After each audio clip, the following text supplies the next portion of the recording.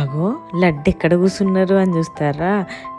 చెప్తా ఆగండి. ఇగో మా మమ్మీ వాళ్ళు ఇల్లు కట్టుకుంటున్నారు, గడప పెట్టుకునే సమయం వచ్చేసింది. అందుకే నేను మా అక్కయ్యలు దిగేసాము.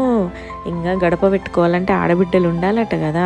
అందులో మా పెద్ద బావకు పనుంది, మా చిన్న బావకు కూడా పనుంది. అందుకే ఇంకా నేను మా రాకేష్ పోయి గడప పెట్టినాము. ఇక్కడ మా బావ అయితే బిల్డర్కి బట్టలు పెడుతున్నాడు. ఇంకా నేనైతే గడపను బొదిచ్చి మంచిగా బొట్టు పసుపు రాసి పూలదండలు కడుతున్నా. తర్వాత కార్యక్రమం అంతా అయిపోయిన తర్వాత మా మమ్మీ మా డాడీ అందరూ ఈ ఇంట్లో సుఖ సంతోషాలతో ఉండాలని అయితే నేను కోరుకున్నా మనస్ఫూర్తిగా. తర్వాత అయితే మా అక్కలు వచ్చారు కదా, ఇంకా నాకు పండగ ఫుల్ ఎంజాయ్ చేసినాము. శారీలు అయితే మా మమ్మీ మాకు పెట్టింది గడప పెట్టుకుంటే.